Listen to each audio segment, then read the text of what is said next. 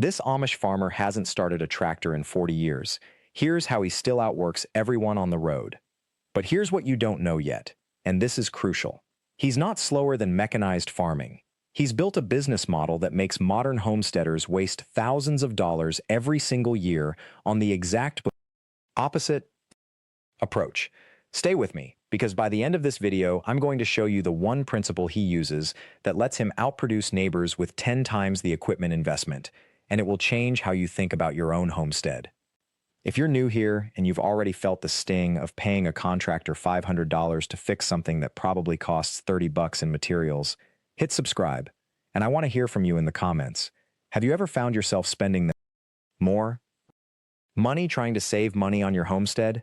Tell me your story. I read every single one. Wait, this part is important, and I need your full attention for a second. Most homesteaders are doing the exact opposite of what I'm about to show you. In fact, I've put together a complete guide in the description, an in-depth ebook that breaks down the hidden cost structure of modern homesteading equipment versus old-school method efficiency. This guide reveals exactly where your money is actually going and how to flip the model. You'll find it pinned in the comments or in the description below. Now, most people assume that the Amish farmer works harder because he has no choice. They see it as sacrifice, a man bound by tradition, forced to use his back instead of buying convenience.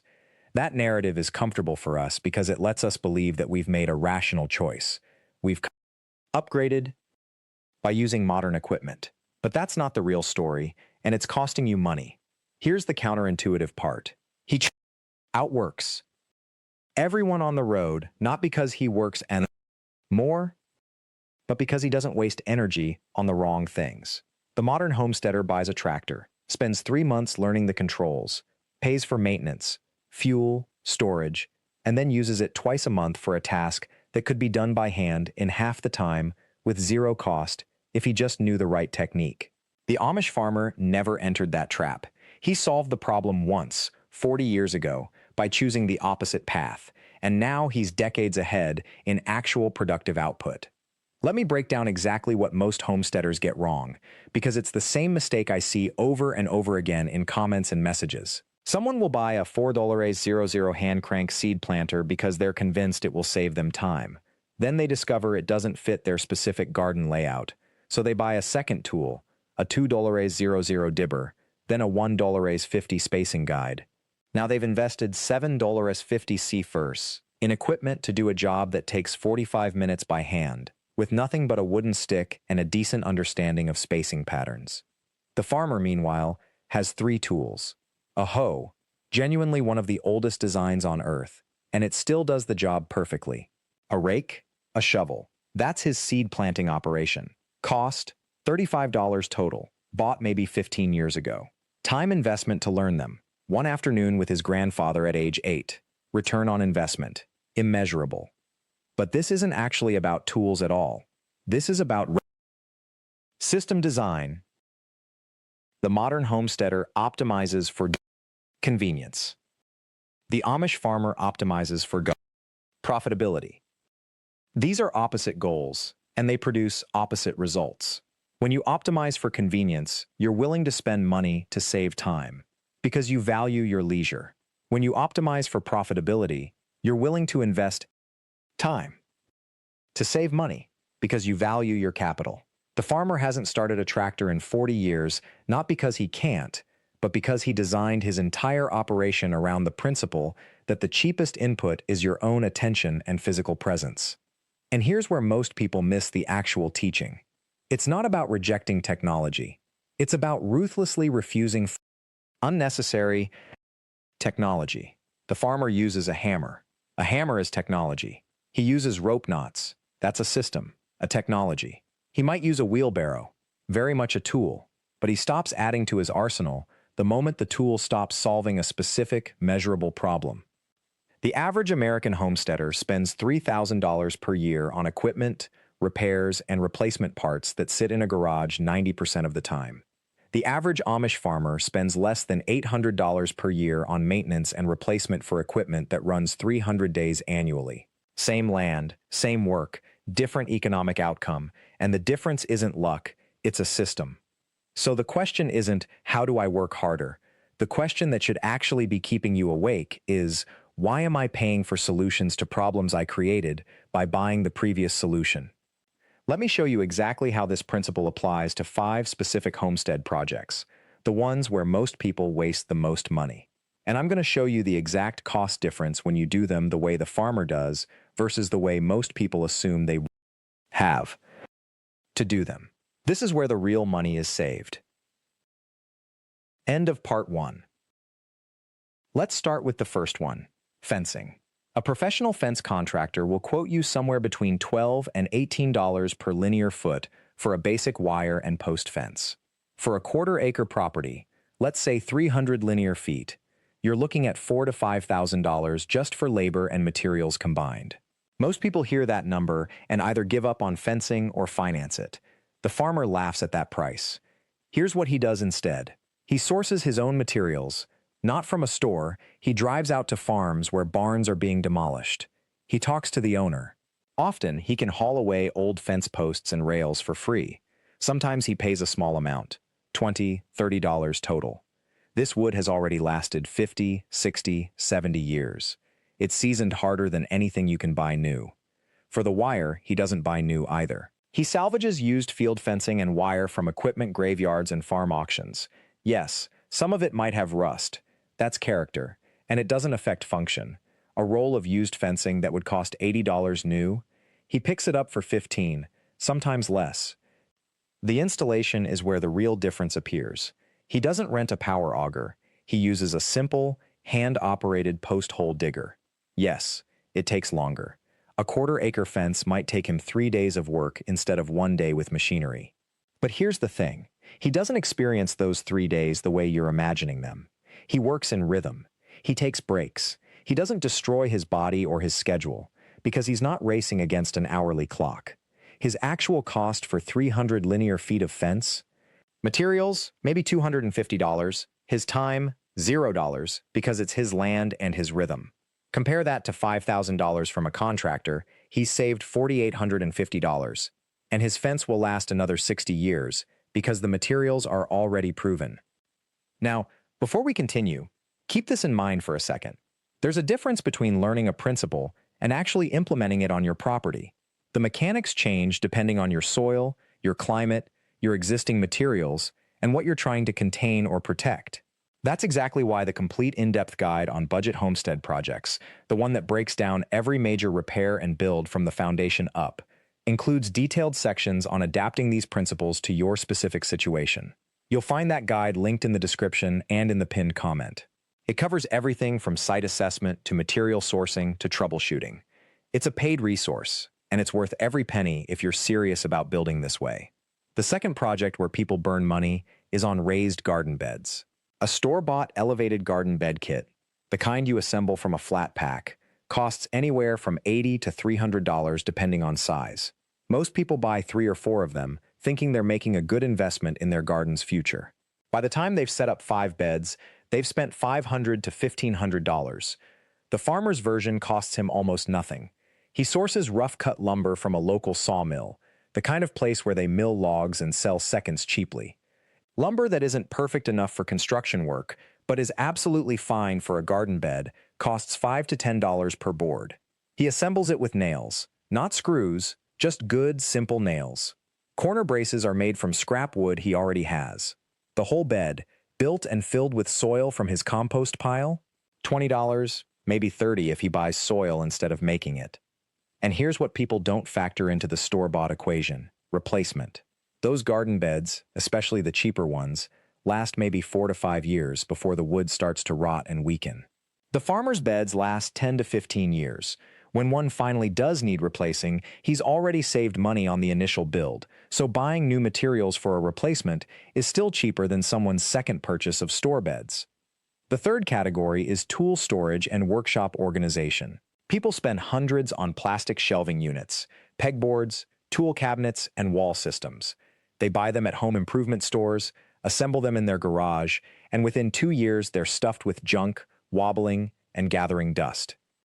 The farmer's workshop storage system is built from materials he already had or found for free. He took old barn beams, cut them to length, and mounted them to the wall. He drilled holes for simple wooden or metal pegs, pegs he salvaged from old equipment or made himself. He built shelves from reclaimed wood and simple notches, no fancy hardware needed. The whole system probably cost him $5 in fasteners and nothing else. But more than the cost, here's what's different about his system. It's adaptable. If he needs a shelf higher or lower, he moves it. If he needs a tool hook in a different place, he adds one. If something breaks, he fixes it in an hour with materials from his scrap pile. A plastic shelving unit that breaks, you buy a replacement, or you live with it broken. The fourth money sink is water management. Rain barrels, guttering, irrigation. People spend $2,000, $3,000, sometimes more on these systems. They buy fancy modular rain barrel kits, install guttering with all the fittings, and set up drip irrigation with timers and electronic controllers. The farmer's rain barrel system cost him almost nothing because the barrels themselves are free or nearly free. He sources food-grade barrels from restaurants, bakeries, and industrial suppliers who would otherwise throw them away.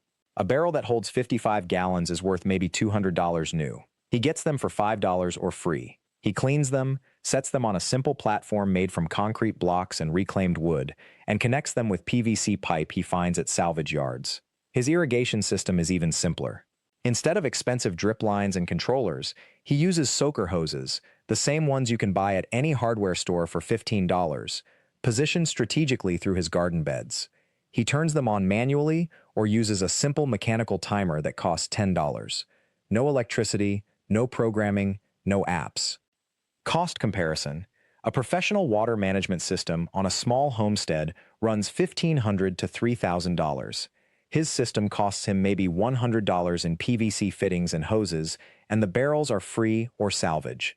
He's saved $1,400 to $2,800, and he understands every part of it because he built it himself. The fifth category is animal housing. Chicken coops, small shelters, storage sheds. This is where people's eyes light up at store-bought kits. A prefabricated chicken coop costs $400 to $800.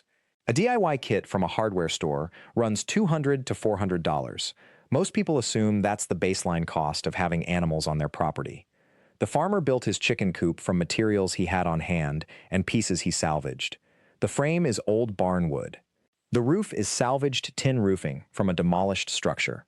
The nesting boxes are repurposed wooden crates he found at a farm sale. The run is made from saplings he cut from his own property and wire mesh he salvaged from an old fence.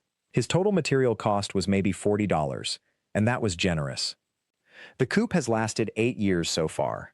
Parts have been replaced, some roofing, some wire, but those replacements cost him $30, $40 each time. A store-bought coop would have started to fall apart after 3 or 4 years, and replacing it costs the same or more than the original. And here's something critical. When something breaks, and something always breaks, the farmer can fix it in an afternoon with materials from his scrap pile. The person with the store-bought coop either pays for repairs they can't do themselves or watches their coop deteriorate. Let me pause here and ask you something real. Have you noticed the pattern? Every single project we've looked at today, the fencing, the equipment storage, the water system, the chicken coop, they all follow the same invisible blueprint. The pattern isn't about the tools or the materials. It's about something much deeper. Here's the secret I promised you at the beginning of this video. This Amish farmer hasn't started a tractor in 40 years because he learned something that most modern homesteaders never do. He learned that waiting for the perfect tool, the perfect product, or the perfect moment is the real waste of time. Every hour he spends planning how to save money is an hour he's not actually saving money. Every dollar he spends on convenience is a dollar he has to earn somewhere else. But here's what separates him from someone who just talks about DIY. He doesn't see these projects as sacrifices. He sees them as investments in his own capability.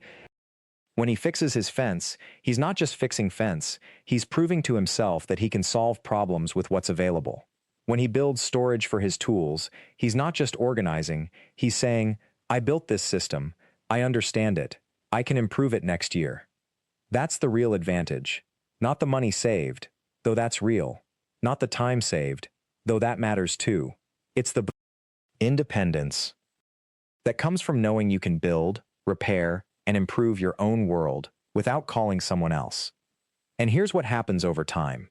This competence compounds. Once you've built one fence, the second one takes half the time. Once you've fixed one pipe leak, the next one is just routine. Once you've designed storage for one area of your property, you see solutions everywhere. The Amish farmer didn't wake up one day knowing how to do everything. He learned by doing. He made mistakes, he wasted materials, but he kept going. Most people look at that and think it's about stubbornness or lack of choice. But it's the opposite. It's about freedom. Not having to wait for a contractor's schedule, not having to pay someone else's markup, not being stuck when something breaks because you don't know how to fix it. That's not sacrifice. That's control. Wait. Before I finish, I need to bring this back to you. Because here's the uncomfortable truth. This farmer has outworked everyone on the road for 40 years, not because he's superhuman or because he was born knowing all this. He's done it because he's made a decision that most modern people never make. He decided early that his competence was worth more than his convenience. That building his own solution, even if it took longer, would teach him something that paying someone else never could. That saying no to quick fixes meant saying yes to real capability. You can't replicate his exact life, and you shouldn't try to. But you can replicate his approach. Pick one thing on your homestead or in your home that's broken or needs building. Don't call someone. Don't order it online. Don't wait for the perfect time or the perfect tool. Look at what you have. Watch a video. Ask someone who knows. Get your hands dirty this week. Build it. Fix it. Improve it. That one project won't save you thousands of dollars, but it will prove to you that you're more capable than you think. And that proof compounds over a lifetime, just like it did for him. The real revolution in homesteading isn't about going back in time. It's about reclaiming the power to solve your own problems.